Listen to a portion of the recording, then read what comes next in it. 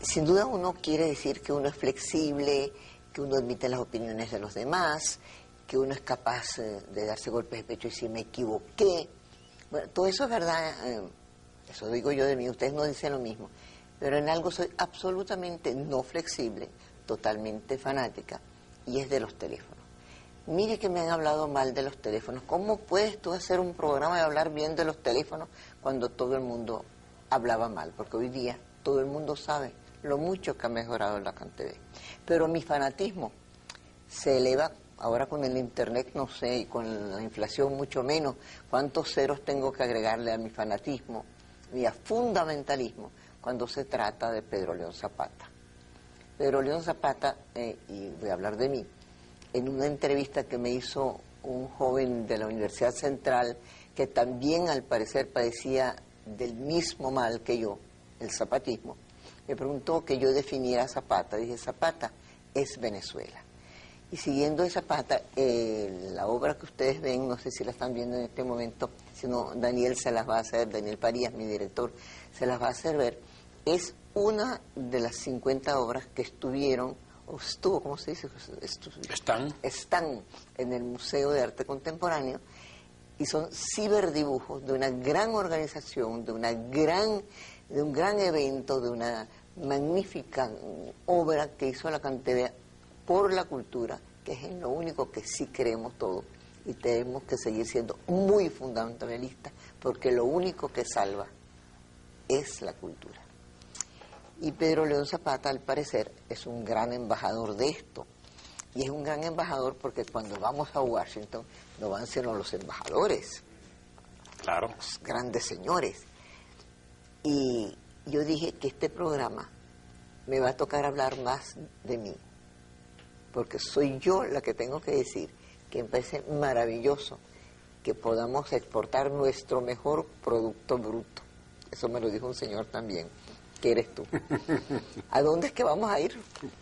Bueno, vamos a ir a Washington, sí, con toda la producción y toda la brutalidad que me caracteriza, me iré directamente a Washington. Vamos a ir al Museo de las Américas a exhibir tantos cuadros como quepan en el museo. Uno no sabe, porque yo no sé medir esos planos que te mandó la doctora Escayón, que es la directora del museo. Exacto, pero mucho más todavía cuando vienen en medidas que no son del sistema métrico decimal. Tú sabes, a propósito de eso, y cambiando totalmente el tema. No me lo cambies. Una de las poquísimas cosas de la que yo me siento auténticamente orgulloso es el sistema métrico decimal. El único indicio de auténtica superioridad que tenemos los llamados latinos respecto a todos los que nos menosprecian es que usamos el sistema métrico decimal. No hay nada mejor que el sistema métrico decimal. Es lo más racional, es lo más inteligente, es lo más válido. Y, claro, me mandan las cosas con unas medidas extrañas. Yo no sé si en yardas, en millas, yo te lo dije en centímetros. O en qué cosas. En centímetros. Y entonces yo no sé sacar la cuenta. Pero sea cual sea la cuenta, habrá suficientes cuadros para llenar esas paredes. Debe ser bueno lo que tú dices, porque ha habido anuncios muy importantes de ciertos países. Hemos pasado al sistema decimal.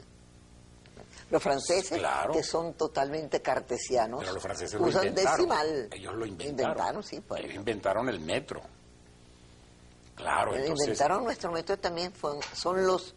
Por eso es métrico, sí, por el metro, claro. Entonces, los franceses inventaron el metro, pero yo me refería justamente cuando decía nosotros, incluía a los franceses, porque yo estaba hablando de la latinidad. Y los franceses son latinos también.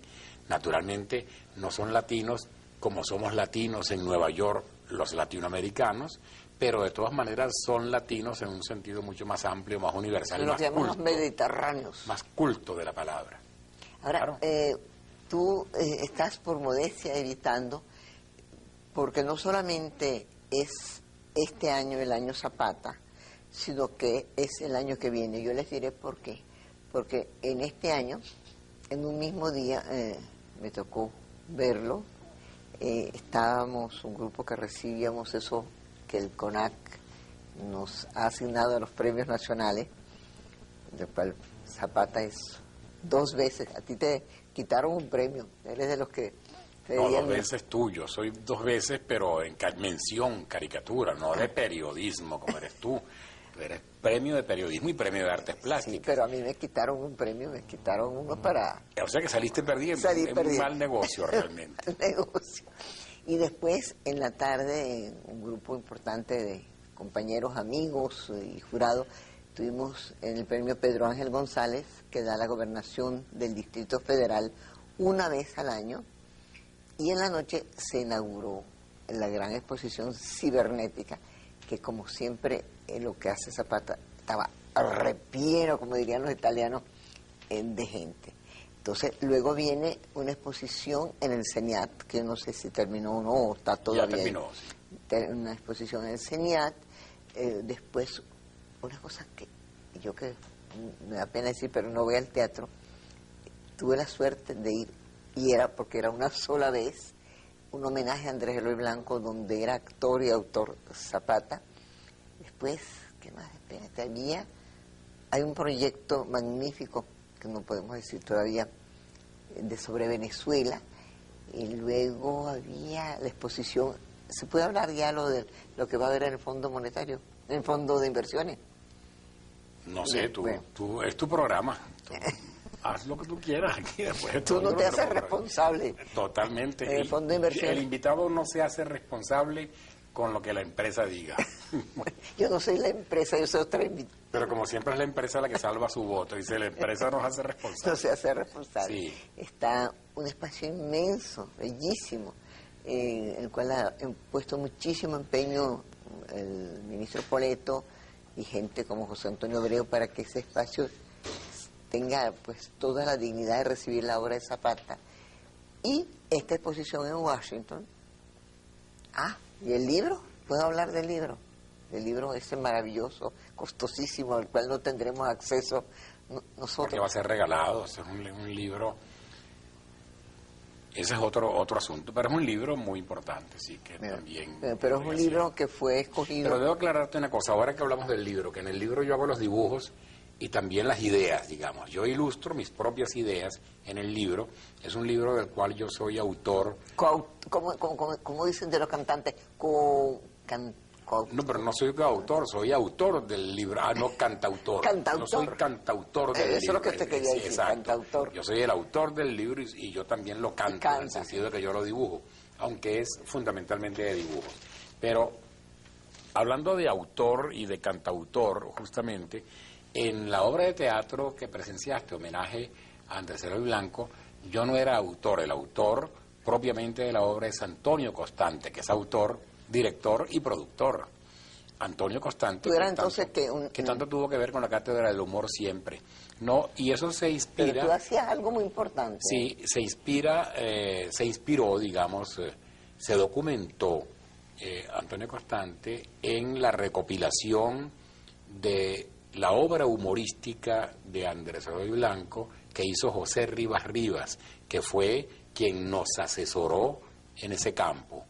Y yo, como tradicionalmente en la Cátedra del Humor siempre fui el coordinador, actué efectivamente como coordinador y al mismo tiempo como presentador del espectáculo. Pero además como actor, porque tú hacías de repente... Al presentar el espectáculo, sí. Y además pintaste.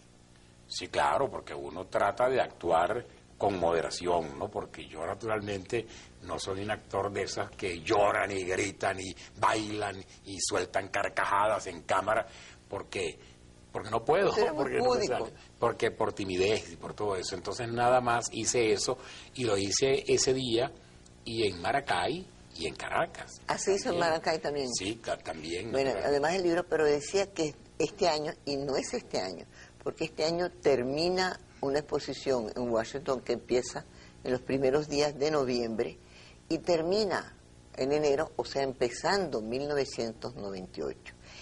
¿Qué es esta exposición, Zapata? Porque ya faltan poco tiempo para empezarla, pocos días. Mira, estos son unos dibujos que llamaríamos tradicionales, en el sentido no nada más del estilo y de la manera como están hechos, sino que son los dibujos que por tradición todo pintor, todo estudiante de pintura realiza en una academia. Cuando uno comienza a estudiar pintura, ahí está uno de los dibujos, lo estamos viendo en este momento. Ese es un dibujo, un estudio, claro, académico con el sentido académico moderno, digamos, ¿no? No es que no sea académico, pero es una academia actual, digamos, una forma de estudiar el modelo de acuerdo con normas que no son las meticulosas del siglo XIX, sino un poco más libres, como se dibuja actualmente, pero después de todo no deja de ser un dibujo de estudio, un dibujo realizado en una escuela de arte prácticamente. Como este dibujo... Eso no fue hecho en el taller... Eso fue hecho en el círculo de dibujo. Donde se volvió a trabajar sobre modelos hace mucho tiempo. Que hacía mucho que los pintores no trabajaban con modelos, y entonces en el círculo de dibujo, que ha funcionado en el museo, ¿cómo se llama ese museo que hay aquí en Caracas? Que es un museo de arte contemporáneo, tiene un nombre. Museo de Arte Contemporáneo, me suena. ¿Te suena? Sofía Inver. En el Museo de Arte Contemporáneo Sofía Inver, ahí hemos estado dibujando, y estos dibujos son realizados ahí en el museo los lunes. Este es otro de los dibujos, pero ahora el dibujo tiene un carácter distinto. El dibujo que yo hice ahí, con la modelo enfrente, es nada más el de la mujer acostada como frecuentemente posan las modelos, porque son poses descansadas las que las modelos dan, pero yo le hice alrededor a la figura todo ese montón de elementos humanos también caricaturescos, con ese fondo ocre que tiene, le puse ese verde, como que ella está acostada sobre una cosa verde. En realidad estaba en una tarima. Ella estaba en una tarima, y yo le agregué todos esos elementos alrededor que convierten el dibujo en, vamos a llamarlo, en un cuadro, por el hecho de que tiene color. Lo que yo he visto hasta ahora son cuadros bastante importantes. El dibujo, que ya no es un dibujo, sino por el uso del color, por el uso de texturas, por el uso del material con el cual se ejecuta, que es pincel y acrílico, acuarela o lo que sea, pues ya no es propiamente dibujo, sino que adquiere características de cuadro.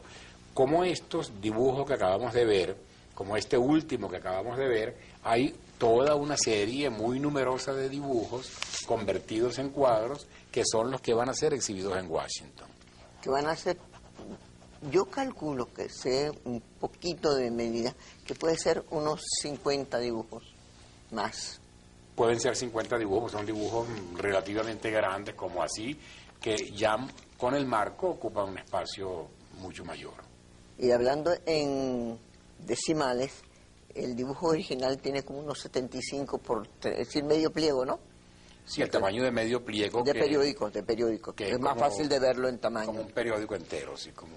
Antes de que sigamos viendo unos cuadros, yo quería decir que fíjese que hemos dicho una fecha y una hora, y eso es solamente posible cuando uno es puntual. Es decir, trabajar con Zapata es sumamente difícil y fácil por la puntualidad. Es decir, generalmente para los salones, para los actos, uno llama y el pintor dice, pero estoy dando las últimas pinceladas. Cuando se habló de esta exposición, muy poco tiempo después, él me dijo, está listo. Y toda esa puntualidad es que una vez yo hablando, una entrevista que le hice a Zapata, de la maravilla que es tener un Omega Constellation. ¿Y por qué no me dan uno? Y los cupelos, que son tan generosos, le mandaron uno. Y por eso es que él pinta también. Porque yo le pasé la cuña. Sí. Además, entonces tú sugeriste, yo no dije por qué no me dan, sino que tú sugeriste, caramba, pero qué cuña también pasada. No fue propiamente nada más que pasé una cuña, sino que conté algo de Ramón Gómez de la Serna, porque yo lo leí ahí.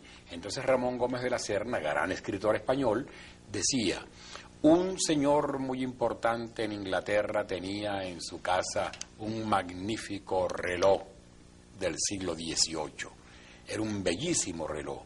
Y las visitas, cuando llegaban a su casa, decían: qué reloj tan bello, lástima que esté descompuesto, porque el reloj estaba parado, lástima que esté descompuesto. Y entonces el señor les decía, el reloj no está descompuesto, lo que pasa es que si yo le doy cuerda, la gente, en lugar de ver el reloj, ve la hora. Y él lo que quería era que vieran su reloj del siglo XVIII, que era una maravilla. Bueno, yo también entonces quiero que vean mi reloj. Comenté eso a propósito del reloj, y entonces me dieron un reloj magnífico, negro, que no tiene números, porque es un reloj tipo que se llama museo, sí. Un modelo especial como que para hizo. ti. Ahora, cuando yo dije que tú me enseñaste materialmente, o verbatim, la exposición, lo que está hecho, la gente dice, es que, bueno, hay pintores que se demoran mucho tiempo, los verdaderos pintores pintan con mucha lentitud, estudian las proporciones en cualquier... Esa facilidad de Zapata de pintar un cuadro de otro cuadro de otro cuadro, ¿qué es eso, Zapata? Bueno, porque la misma facilidad que tiene cuando Celia Cruz canta, emplea 3 minutos. Igualito que emplea otra en poner la torta, lo emplea ella en cantar a lo Celia Cruz. Eso le sale, sencillamente. A una persona lo que hace, le sale. Y sale con la velocidad con que debe salir. Es decir, con la misma velocidad con que se hace un cuadro malo, se puede hacer un cuadro bueno. Yo no estoy defendiendo mi velocidad desde el punto de vista de que mis cuadros sean buenos, sino que en el caso de que lo fueran, también, si fueran malos, tardaría lo mismo en hacerlo, porque lo mismo se tarda en hacer un cuadro bueno que un cuadro esa malo. Esa pregunta que te la han hecho tantas y tantas veces, pero que sigue asombrando, con tanta facilidad, que significa tanta dificultad, tu caricatura, tu editorial diaria del Nacional, no te sale, porque ese es el producto. Primero es, ¿cómo dijiste tú? ¿Cómo se llama? Cantautor, ¿cómo dijiste? No me entra. Un cantautor. Un cantautor. Ahí tú pones el dibujo y la música, pero esa música es la editorial del periódico, porque tienes que habértelos leído, tienes que haber oído lo que pasa, tienes que tener toda la atención de lo que tiene que ser, lo que impacta en ese momento, pero además de todo, lo dices cantando, lo dices dibujando. Sí. Es una gran, difícil facilidad, ¿no? Sí, pero es una facilidad, sí es cierto. Es difícil por lo escaso, pero cuando se da, es fácil. En el caso, por eso puse el ejemplo de Celia Cruz. Yo no creo que a Celia Cruz le cueste trabajo cantar, porque yo cuando la veo cantar en la televisión siento que ella está gozando tanto que digo, esa señora está divertidísima y no está haciendo ni el más mínimo esfuerzo para bailar. Y así como digo Celia Cruz, puedo decir Pavarotti. Yo no le siento a Pavarotti que haga ningún esfuerzo. Pero ¿qué esfuerzo va a hacer Pavarotti con el cuerpote que tiene? Si hace un esfuerzo, rompe la cámara. Él deja sencillamente salir de dentro de, como dicen los mariachis, de su ronco pecho, deja salir las notas que si no las dejara salir se le saldrían por las orejas, si no las dejara salir por la boca. Él está lleno de eso, abre la boca y empieza inmediatamente a decir ríe payaso, porque eso, así son. Oí una vez a Arturo Rubinstein, el que no lo conoce, el famoso, vi que él siempre explica quién es. Entonces yo imito, famoso pianista muerto hace pocos años, decía que el que tiene talento, dice, fulano tenía mucho talento, pero el pobre no lo pudo desarrollar porque no tenía los medios y además usted sabe lo difícil que es llegar, vamos a decir, plástica, a un museo tan cerrado o a una editorial. Y él decía que eso no era posible, porque el que él tenía talento, pues correr por los oídos, salía por los oídos, salía todo, pero salía. Claro, pero fíjate tú, y para que tú veas que yo soy agradecido y sé manifestar mi agradecimiento a ti, que tantas veces me has invitado a tu programa. Pero es porque tú me lo haces, ¿no? Y que cada vez que me invitas, además, me elogias enormemente y me haces ese propagandón. Pero me hace sentir muy mal, ese ¿sabes? Propagandón tan grande ante las miles de personas que ven, millones que ven este programa. Entonces yo te voy a retribuir esos elogios diciendo que Arturo Rubinstein no solamente fue en su momento el mejor pianista del mundo, sino que además él era hijo de otro genio del piano, porque sí, el apellido Rubinstein, en cuanto a piano, es el apellido, sí, el nombre realmente cúspide de los intérpretes del piano, y Arturo Rubinstein, cuando te escuchó tocar el piano a ti, dijo que tocabas muy bien. Pero tú ves, pero si yo hubiera tenido porque talento... Sofía tocaba piano, ustedes no saben eso, que Sofía tocaba piano y lo hacía tan bien que Arturo Rubinstein dijo que era una maravilla. Pero yo siempre... A lo mejor, perdóname, a lo mejor no es el Museo de Arte Contemporáneo de Caracas el que se llamaría Sofía Inver, sino el Teatro, no Teresa Carreño, sino el Teatro Sofía Inver, por tu gran habilidad con el piano, si hubieras seguido tocando piano. No fue Lo que eso. pasa es que la pintura se te sale por las orejas. Pero, claro. Mira, es muy bueno lo que tú dijiste. No por las otras cosas, sino porque cuando yo hablé de talento por eso, me acordé de Arturo Rubinstein. Y entonces dije, bueno, pero yo a los 11 años, tú sabes, tocaba piano. No voy a ser borgiano, tocaba piano con el papá de Alberto Federico Ravel. Me llamaba Astrid, y decían que tenía mucho talento. Y yo siempre digo, no es verdad. Si yo hubiera sido talentosa, de verdad, en música, no hubiera sido reportera. Es que eso es lo que soy, pues reportera. Claro, porque tenías más talento para eso, no porque no tuvieras talento para eso. No, es que ser pianista es tan maravilloso, la música es tan maravillosa. Yo soy sorda. Pero entonces Rubinstein era más sordo que tú, porque Rubinstein dijo que tú tocabas bien. Sí, pero yo soy sordo. Bueno, fíjate, o sería muy amable, pero la verdad es que lo dijo porque, porque yo sé que lo dijo. Yo sí sé lo dijo. Ahora, hablando de tu exposición, yo lo que quiero es no quitarle a los venezolanos lo que llaman el vernizar, que ellos vean primero que los americanos y los críticos, etcétera, parte por lo menos de lo que vas a exponer en el museo en Washington. ¿Podemos seguir un poco? Bueno, ese es igual, ese hombre que se ve azul en la pantalla, yo no sé si en todas las pantallas se ve azul, yo lo veo azulito y lo veo bellísimo, mucho mejor que como lo hice yo, pero que cuando yo lo hice, porque es que se ve así por otras razones que no tienen que ver con la pantalla, pero que yo lo hice blanco, la verdad es que es blanco. Eso es como yo lo dibujé con el modelo enfrente, un hombre que estaba posando. Y le agregué esas señoras, una con la cabeza abajo y otra que está ahí, amarillas, que están a los lados, y entonces completé lo que llamaríamos una composición. Ahora, yo convertí el apunte, el dibujo... Que fue esencial, fue el hombre azul. Que es el hombre azul. Lo convertí en una pintura porque no solamente la técnica y los colores así lo determinaron, sino porque lo volví una composición, ya no el puro apunte del natural al cual estamos habituados respecto cuando pensamos en lo que hacen los estudiantes de pintura y en lo que hacen los pintores, que toda la vida siguen haciendo eso. La mayoría de los pintores, aún pintores a veces muy distantes aparentemente del modelo en su obra, o escultores como Henry Moore. Henry Moore volvía al modelo con una humildad increíble, siendo el mejor escultor del mundo en su momento. Él volvía al modelo con la misma humildad con la que lo hace un estudiante, y de Picasso menos hablemos, porque Picasso era siempre el modelo.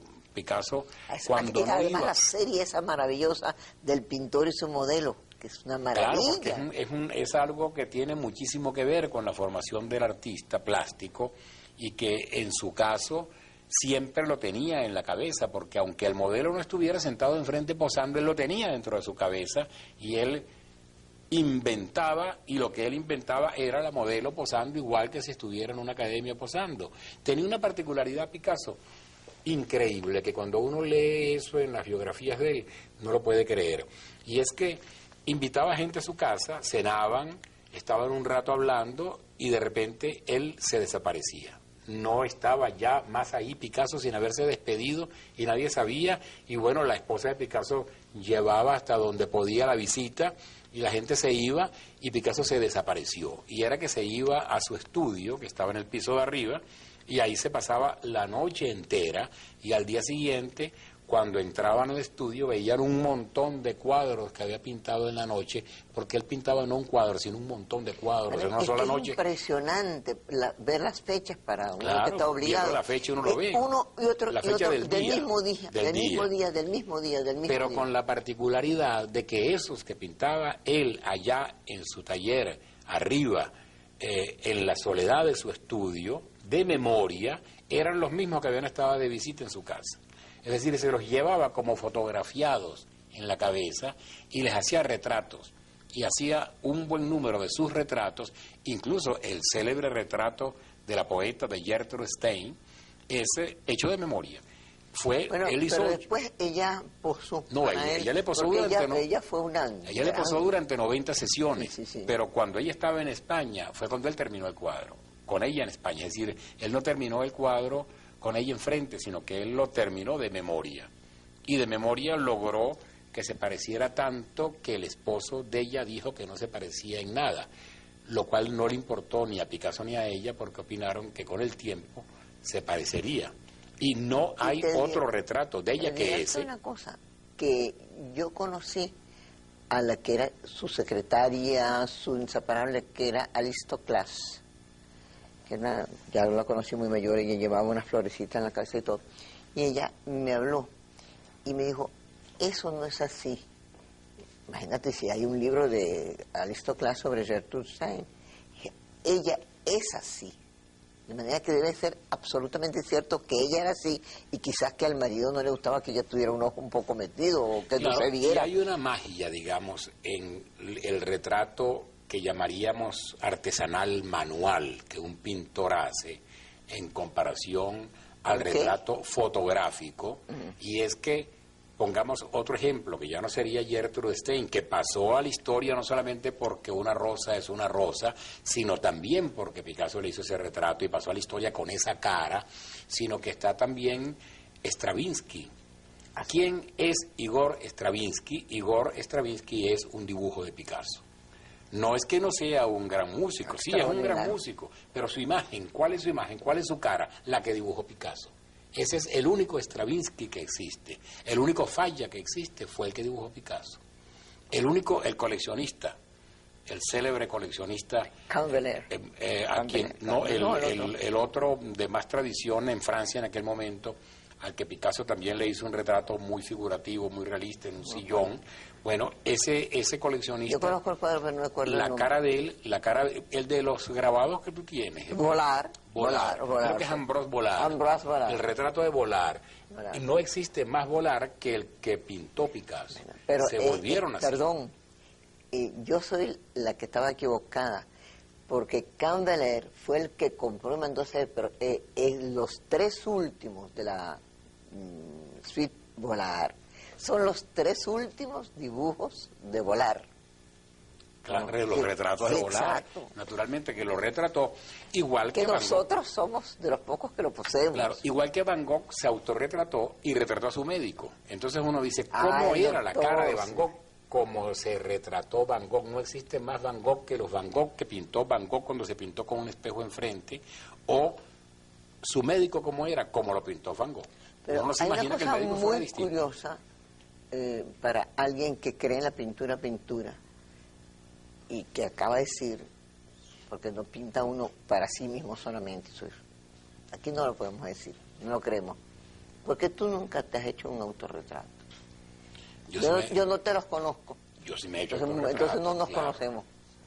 La verdad que yo nunca he creído que nos conocemos. Autorretrato, si una señora recientemente, no sé si sea prudente que la mencione, me dijo, yo tengo un autorretrato suyo al lado de un cuadro suyo, uno que hace la mano del Quijote.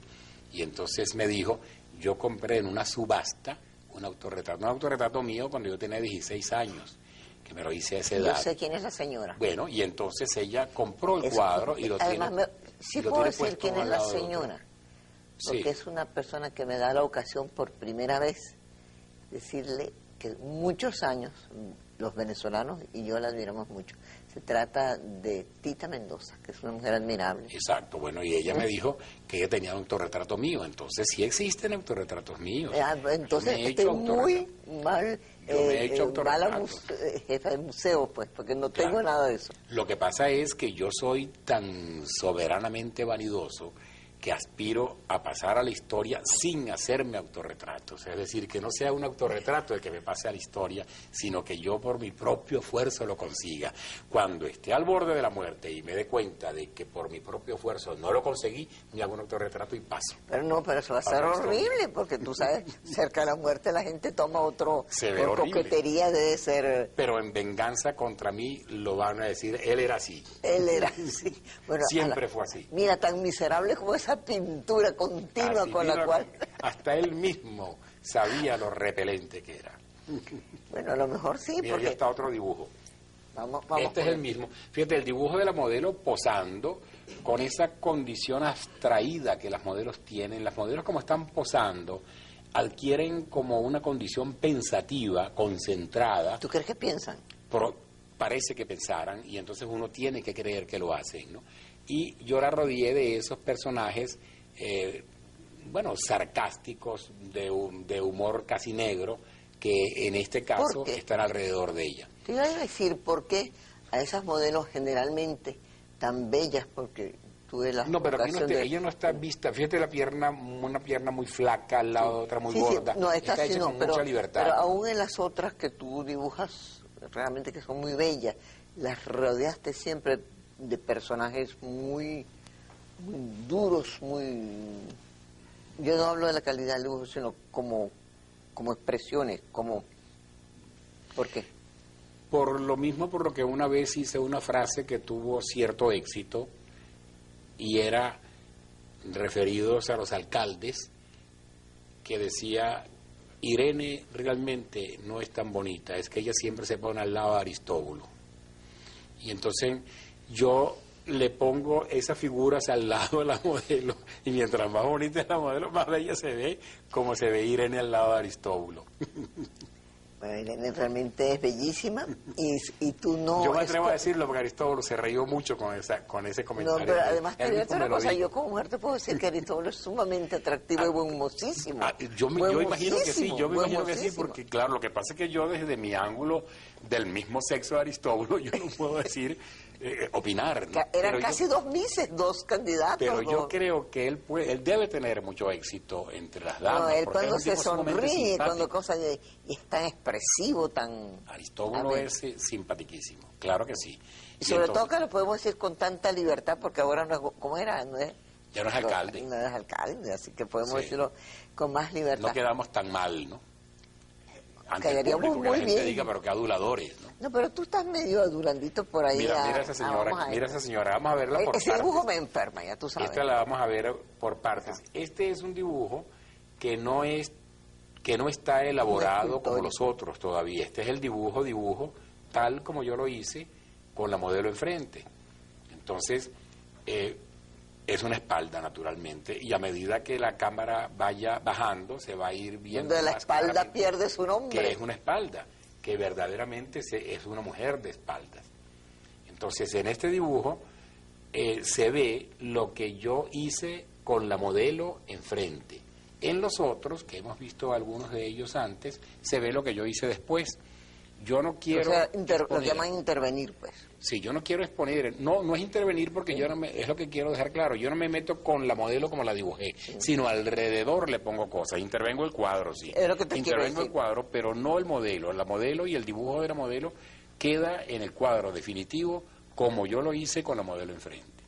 Porque forma parte de una disciplina y forma parte también de una, vamos a llamarla así, como maestría, que uno está obligado a adquirir cuando tiene cierto tiempo de dibujar modelo. Y es que le ponen una modelo enfrente y uno agarra un carbón y la dibuja. Si uno la puede dibujar, uno domina eso. Si uno no la puede dibujar, uno no domina nada. El otro día, ese aspecto, lógicamente. Cuando estaban el taller de dibujo en el museo trabajando, un pintor muy estimable y muy inteligente, y no era verdad, es decir, él decía su verdad, pero no era verdad. Es no puedo dibujar. No puedo dibujar al lado de esa pasta. Es tan difícil dibujar. Sí, es muy difícil. Y cuando yo... y cuando es yo un me pintor fui, que tú y el público venezolano estiman mucho. cuando yo me fui de Venezuela a estudiar A México. entonces me encontré con un obstáculo que yo consideraba insalvable al principio, y es que aquí en Venezuela yo había aprendido a dibujar con unos carbones o con unas barritas especiales para dibujar, con las cuales tenía un cierto dominio, tenía una mecánica que ya dominaba muy bien, y cuando fui a estudiar en México, mi maestro, que tuve la suerte de tener allá, que fue Carlos Orozco Romero. Orozco Romero era un gran maestro de dibujo y de pintura, aparte de un gran pintor. Orozco Romero me dijo, eso está muy bien, usted trabaja muy bien con esa barrita, trabaja muy bien con ese carboncito, pero yo quiero que dibuje con este lápiz. Y me dio un lápiz, vamos a decir la marca, un lápiz Mongol, un lápiz Mongol número 2. Hágamelo con este lápiz. Entonces, sacándole la punta del lápiz, hacer un dibujo de este tamaño, eso es lo más difícil que hay en el mundo. ¿Se lo preguntaste a Durero? Difícil, para Durero era fácil. Tú ves que para unos es difícil y para otros es fácil. Aquí está otro dibujo hecho con la barrita. Este no es hecho con la punta de lápiz esa con la que me pusieron a trabajar en México, y yo aprendí esa disciplina de dibujar con una puntica pequeñita un dibujo muy grande. Este es un dibujo hecho con la barra, esa misma barra de carbón, en este caso una barra sepia, más bien, de carbón, de la mujer sentada en una de las sillas del curso en la clase con Julia, en el Museo de Arte Contemporáneo, que tienen esas sillas en el curso infantil. Y entonces la modelo posó ahí. Déjame postar una cuña. Es un museo, por ejemplo, donde estas sillas tienen 25 años y siguen perfectas. Y nuestro mejor cuadro es nuestra camioneta, que tiene 25 años y sigue. Eso no sucede en Venezuela todos los días. Claro, y debe ser motivo, como tú lo estás manifestando en este momento, de orgullo y no de vergüenza. O sea, que si otra persona fuera la que lo está diciendo, lo diría con lágrimas en los ojos. En el museo que yo dirijo, las sillas tienen 3 años, se están cayendo en pedazos porque tienen 3 años de vejez. Y resulta que no, que el orgullo está en decir justamente, esta catedral tiene 2000 años, tiene 1000 años, pues yo no estoy digamos muy 2000, orgullosa de no que exageremos. y ahí han pasado generaciones de muchachitos que han aprendido, supongo yo, un poco de pintura a lo mejor, pero sí han aprendido a cuidar sus cosas. Y la pintura también, porque en los cursos infantiles siempre, en todos los cursos infantiles hacen cosas magníficas, maravilloso, porque los niños son extraordinarios. Y ahí en el curso infantil del Museo de Arte Contemporáneo que lleva tu nombre, ahí los niños trabajan con absoluta libertad y hacen cosas bellísimas. Y yo quiero decir que ese taller está, como todo, debe tener un nombre y una persona. Ahí está Julia Cohen, que lo dirige. Julia Cohen, naturalmente, que la nombré antes a propósito de la silla, que Julia Cohen dirige... Y les enseña igual que hay que ver a Cézanne o a Matisse, yo no tengo un Cézanne, pero bueno, tenemos otras cosas. Pero los niños cuando no copian, porque los niños no copian, sino que interpretan. Cuando interpretan, lo que interpretan es a Fernand Léger, a Botero, el gato de Botero es el gran éxito entre ellos, hacen cosas verdaderamente extraordinarias, y nosotros ahí con Ernesto León en el Círculo de Dibujo hemos querido aprender también de los niños, y yo creo que por eso es que el Círculo de Dibujo ha funcionado también en ese espacio. Nos sentíamos muy cómodos unos con otros ahí. Claro, que Julia Cohen nos permitió estar ahí con tu venia, naturalmente, con tu venia y con tu vernio, en el contubernio de nosotros, y nos metimos ahí a dibujar. Yo hice estos dibujos que convertí Ernesto después en esos cuadros. Muy bellos, y los otros artistas. Bellísimos, ahí han hecho dibujos magníficos. Aquí está otro. Este fue hecho así, con 2 colores, desde el primer momento, porque eso es hecho con pastel, ¿no? El dibujo de la mujer con pastel sepia, y el otro célebre color que se llama sanguíneo, llaman de diferente nombre, siempre de sangre, que el sanguíneo, que es un color bellísimo, que viene en barritas también. Entonces hice el fondo de este modo y tiene 2 colores. Este dibujo no tiene tiza. Sí, no, no, equivale no. a tiza, por eso dije pastel, ¿no? Que es la tiza. Pero no son pasteles, en realidad esos son barras de esas barras cuadraditas para dibujar, ¿no? Que son, bueno, son como pasteles, ¿no? Son realmente pasteles, un poquito más duros. ¿Tú consideras que tú tienes talento? No, yo tuve talento, pero ya yo no tengo talento. Uno no tiene derecho a tener talento después de cierta edad. ¿Y qué es lo que tienes? El talento es una cosa de muchachos. ¿Tú tienes oficio? Yo quisiera tener oficio. Y más que oficio, yo quisiera a estas alturas tener obra, pero no tener talento.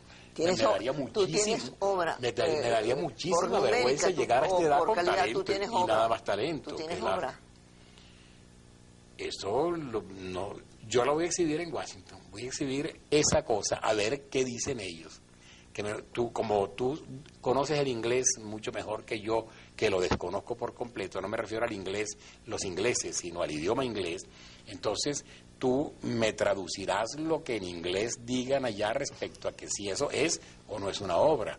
Pero hay que decir que además en ese museo queda al lado, es un edificio aparte, al lado de la Organización de Estados Americanos, y en este momento el secretario general es el presidente Gaviria, que va a hablar en ese acto, los embajadores nuestros, y hace un acto donde también tú, cantautor, vas a hablar, ¿no?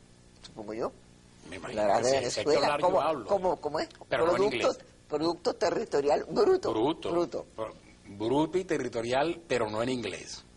Yo hablaré mira, fíjate, ese que está ahí, ese es Víctor Cuica. Ay, yo amo ese hombre. Porque Víctor Cuica fue allá al museo y nos posó, y esa modelo que está ahí también estaba cuando Víctor Cuica tocaba con el saxofón. Sí que era buena esa sesión, yo me quedé entera. Pero... Y nosotros dibujábamos a Víctor y dibujábamos a la modelo. Había dos modelos, había modelo masculino y modelo femenino desnudos alrededor de Víctor mientras él tocaba el saxofón. Y aquella figura de atrás más flaca, esa se la agregué yo ahora después, así como le agregué también los colores, ¿no? Y esa versión... ¿Y la limitación por qué? Para darle piso, porque tú los tenías, yo recuerdo un poco en el aire, y recuerdo el dibujo cuando lo vi, que estaba sin el... como en el aire. Como en el aire. Sí. Esa luminosidad que parece como que es el sonido que sale del saxofón y explota frente al pecho de la mujer, esa luminosidad se la agregué yo naturalmente con los colores, posteriormente cuando hice la interpretación del recuerdo que yo tenía de Víctor tocando el saxo mientras nosotros lo interpretábamos a él. De modo que... tú me dices algo, me preguntaste una cosa ahorita. Ya, iba a preguntarte, ¿quién te interrumpe? No. Además me regaña Daniel y me regañas tú, entonces no, lo que yo te iba a preguntar es que generalmente la gente dice, bueno, esa gente, ¿qué importa? Lo mismo en Caucagua que en Washington que en París, pero basta que expongan en la última galería que ellos pagan en un suburbio de Londres, para que manden un fax o un email, como se dice ahora, diga fulano de tal expuso con muchísimo éxito en cualquier suburbio. ¿Qué significa para un tachirense de la Grita exponer en Washington? Nada, porque hablando de eso precisamente, yo por razones que no me atrevo a calificar en este momento, trabajo en un periódico que me permite hacer todos los días una exposición para cientos de miles de personas. Y que ahora estás... diario. Perdón, que ahora estás en la Internet. página de Internet. Pero ya no cuento lo de Internet, sino nada más gente que yo sé que existe y que cuando yo voy al Zulia me habla de que me ve todos los días. Cuando voy a Apure me lo dicen también, cuando voy a Ciudad Bolívar me lo dicen. Pero en Washington te lo dicen en inglés. Y entonces, esa costumbre que tengo yo de que cientos de miles de personas todos los días ven un dibujo mío, que es una exposición visitada por cientos de miles de personas todos los días, eso me ha sencillamente, no es que me ha envanecido, no, tú eres vanidosísimo, sino que me ha humildecido. Sencillamente yo me he vuelto humilde. Es tanto eso, es tanto tener cientos de miles de ojos todos los días sobre el trabajo de uno, que uno se vuelve humilde, porque ¿qué va a hacer? Porque ya no cabe ningún género de vanidad en ese caso. Esta mujer, que fue hecha con los dos colores, ¿no? Ella fue dibujada cuando posó con el negro y el marrón ese que tiene en el cuerpo, y yo le agregué después ese azul del fondo, dentro del cual parecen vivir como si fuera un fondo de mar, como si fuera una atmósfera muy densa, como es densa, más densa el agua que el aire, muy azul, esos otros personajes que están en una actitud tan distinta, o mejor dicho, no tan distinta, porque ellos parecen como condenados, ¿no? Parecen algo, recuerdan el célebre purgatorio de Cristóbal Rojas, ¿no? Pero ella tampoco se ve muy contenta, ella está como sostenida por un palo, que bueno, porque así se puso la modelo, esa fue la pose que la modelo dio, y hay algo de esfuerzo, hay algo como muy doloroso, algo como de obligación, como de castigo en la actitud de ella, de modo que el purgatorio les tocó a todos. Si te digo lo que pienso de este dibujo, si lo vuelven a poner. Ajá. Si Daniel lo puede volver a poner, no sé. No lo puso otro, no importa. Porque te iba a decir algo que sí es verdad que te pone humildísimo. Que te acuerdas con la época azul de Picasso, donde hay una mujer que está recostada sobre el hombro, Sí, ¿cómo no? que se llama una comida frugal. Comida frugal. Sí. Esa mujer ahorita me recordó mucho eso. Son dos figuras. En la de Picasso son dos figuras. No sé si estoy tan errada, pero es la actitud vencida. Bueno, pero esa actitud la dio la modelo. Sí. Solo que esta modelo... Pero tú la pintaste, bueno. Esta modelo que yo pinté está pero como después de esa adulancia no mejor, me dices nada. mejor alimentada que la modelo de la época azul de Picasso, porque la época azul de Picasso es una época de mucha hambre. De mucha hambre, pero Y además flacos. ella está vencida, está recostada. Sí, como no, ¿Te acuerdas? Eso no hay nadie que no lo recuerde. Una persona que haya visto eso tiene que recordarlo, o si no lo recuerda, si es producto territorial bruto, de verdad, verdad. Yo quiero hablarle de los jóvenes. Los jóvenes menores de 35 tendrán una suerte que Pedro León no tiene, que es haber concurrir esta vez a un concurso y después, no es un concurso en realidad, sí lo es, a un salón. Ya lo han hecho 2 veces anteriormente, porque es una bienal y que está auspiciada por Pirelli. Los Pirelli creen en Venezuela, la gente Pirelli, Bianconi, Fausto Grisi, Carrán, Saúl. Entonces esa gente me llaman constantemente y dicen, ¿cómo va el salón? Y yo siempre digo, yo no sé, para eso está el jurado, el calificador, el jurado que escogió, el calificador todavía no. Es un concurso que va por su 3ª edición. Es realmente extraordinario, es que la cultura rueda en Pirelli, porque ustedes saben que lo que produce Pirelli, además de cultura, es caucho, y el caucho es cultura porque rueda como la cultura debería rodar por el mundo entero. Así que, Zapata, te perdiste de concurrir en el Salón Pirelli porque no eres menor de 35 años. Pero yo ruedo en esos cauchos, de todas maneras. Yo tengo los cauchos míos, yo los cambié. No los cambié porque se gastaron, porque yo tampoco voy a estar cambiando si no se gastan. Y los cambié y los puse Pirelli. Los puse Pirelli no tanto porque yo los cauchos, recomiendo, sino por el salón. Porque una gente que hace un salón merece que uno le compre lo que ellos producen. Porque yo creo que la gente que le devuelve parte de su ganancia al pueblo que se la proporciona en cultura, que se lo devuelve en cultura, merece que uno les siga comprando, y si uno no les ha comprado, que les compre a ellos. Yo prefiero comprar a la gente que apoya la cultura que a la que no la apoya, independientemente de que el producto sea mejor o peor. Pero pasa también que la gente que apoya la cultura es además la que produce las mejores cosas. Qué casualidad, eso tiene un significado. Eso es absolutamente verídico. Pero tú... ¿Te gusta mira otra vez a Cuitca, pues vamos a decir a Cuitca, para no decir un dibujo tuyo, para disminuirte, Víctor Cuitca, para alimentar tu humildad. Ahí está Víctor Cuitca. Él no le estaba tocando a esos señores potentados, que yo le puse potentados, detestables, ¿no? Que yo le puse enfrente, pero yo se los puse ahí. La modelo, en cambio, los modelos, aunque fíjate tú que la modelo está como muy estilizada, muy bueno, también es hecho con la modelo enfrente. Esas dos figuras, el hombre y la mujer, fueron hechos ahí mientras Víctor Cuica tocaba el saxo. Yo dibujé estas dos figuras porque las tres figuras estaban simultáneamente frente a nosotros. El hombre y la mujer desnudos y Víctor Cuica tocando el saxo. Y las otras figuras, las anaranjadas, fueron las que agregué al dibujo. Por eso la mujer se conservó blanca porque está como yo la dibujé. Yo la dibujé a ella así y a él, al hombre, lo dibujé así rojo, como está, pero también con el blanco del papel, y a Víctor lo dibujé del mismo modo. De modo que las figuras agregadas, en este caso, aparte de todo el color del fondo, son las dos figuras gordas, caricaturescas, que están ahí frente a su música. Cuando tú dices caricaturescas, tú lo dices como esas figuras caricaturescas, no lo dices con la misma entonación, tú que eres actor y pronuncias también, que hasta en Salamanca llamaste la atención. Tú haces un poco, y yo creo, unas caricaturescas como si fueran menos. ¿Por qué?